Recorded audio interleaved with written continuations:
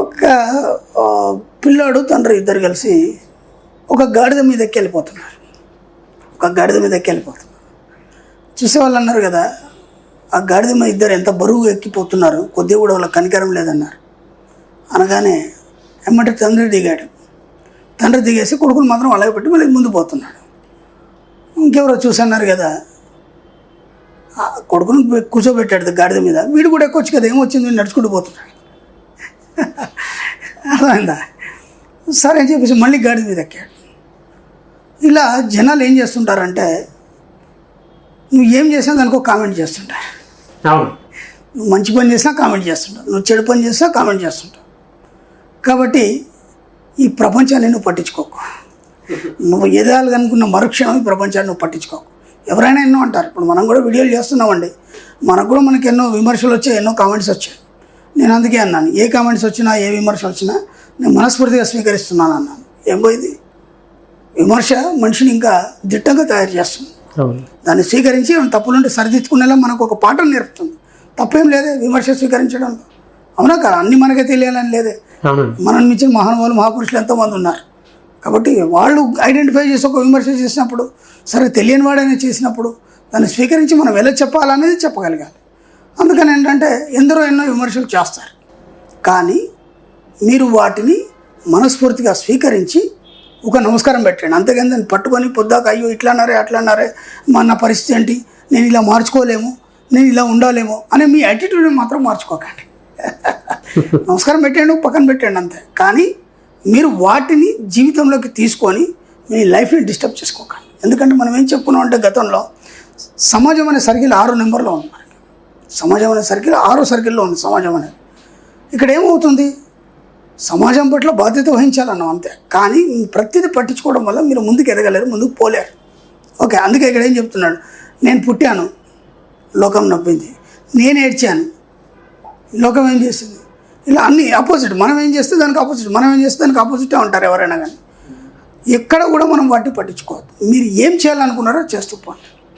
మీరు ఇది సాధించాలనుకున్నారు సాధించండి, ఇది తినాలనుకున్నారు తినండి, ఇది చేసేయండి.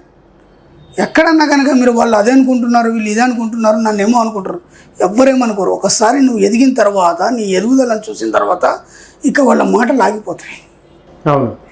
ఆ ఎదుగుదలను వాళ్ళకి చూపించు అంతే.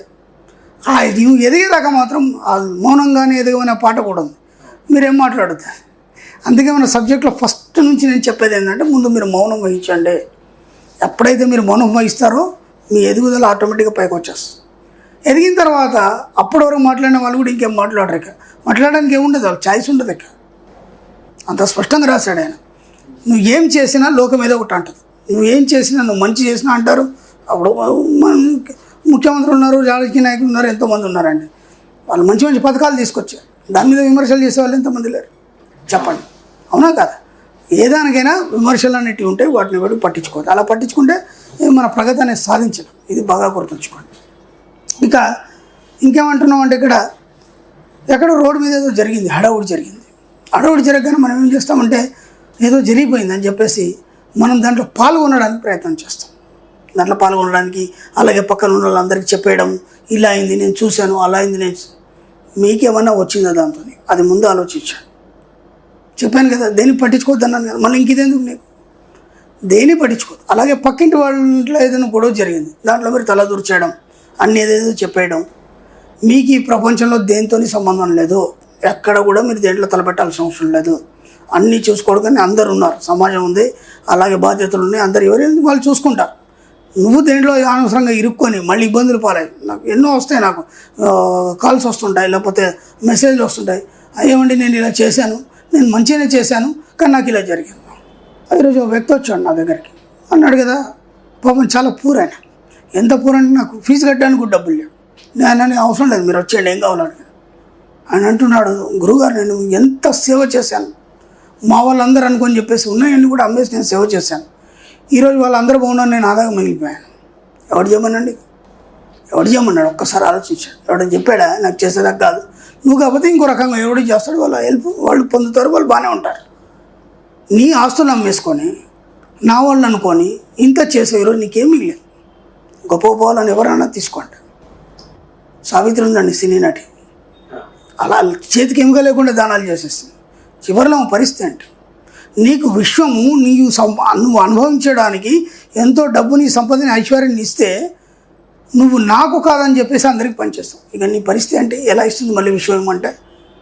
ఇక మళ్ళీ వచ్చే జన్మలు ఎక్కడ పుడతారు మీరు? ఈ జన్మలు వద్దనుకున్నావు కదా, అన్ని పనిచేసావు కదా. అందుకే నేను ఎన్నోసార్లు చెప్పాను, ఇవ్వడానికి కూడా ఒక లిమిట్స్ ఉన్నాయి. ధర్మం ఎలా చేయాలి, దానం ఎలా చేయాలి, వీటన్నిటి కూడా ఎన్నో లిమిట్స్ ఉన్నాయి. ఆ లిమిట్ని దాటి మీరు ఎప్పుడైతే చేస్తారో మీరు అనాథగా మిగిలిపోతారు.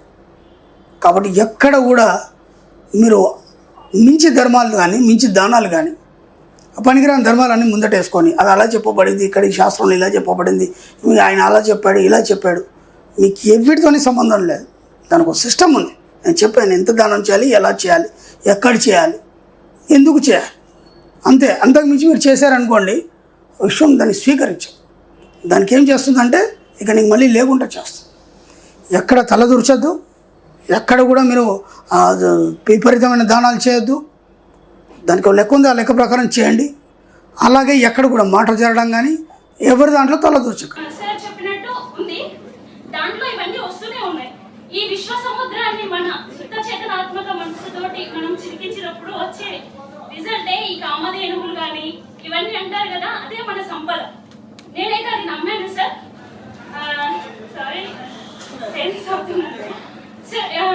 ఈ వీడియోస్ చూడడం వల్ల నాలాగా చాలా మంది మారితే నాకు చాలా సంతోషం అనిపిస్తుంది సార్. ఎందుకంటే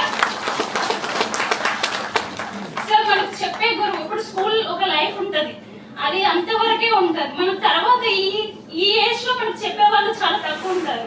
అంటే గురువులు అన్న ఇది సార్ నా లైఫ్ లో ఒక గురువు అనే ఒక నేను యాక్సెప్ట్ చేశాను మనస్ఫూర్తిగా. అంటే నిజంగా సార్ నా 35 సంవత్సరాలు సార్. నాకు నా పేరు చెప్పు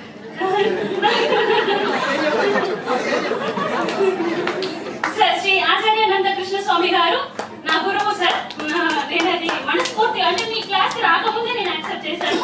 ఎవ్రీ డే నైట్ నేను ఒకటే ఫస్ట్ మెడిటేషన్ చేసినప్పుడు ఒక గురువుకి నమస్కారం చేసుకోవాలి అని అంటే ఫస్ట్ నా వర్డ్ శ్రీ ఆచార్య అనంతకృష్ణ స్వామి గారికి నా ప్రణామాలు, కృతజ్ఞతలు. ఫస్ట్ వర్డ్ సార్ నా మెడిటేషన్ లో. నేను మార్నింగ్ 3:30కి కానీ నైట్ 10:30కి కానీ నేను మెడిటేషన్ చేసినప్పుడు ఫస్ట్ వర్డ్ అదే. ఎందుకంటే మనం గురువుల దగ్గర నుంచి నేర్చుకున్నదే మనకు దారి అవుతుంది కాబట్టి. సో సార్ నాకు మాత్రం అంటే నాకు ఒక వ్యక్తిత్వం లభించింది సార్ మీ వీడియోస్ వల్ల, మీ క్లాసెస్ వల్ల. Thank you so much.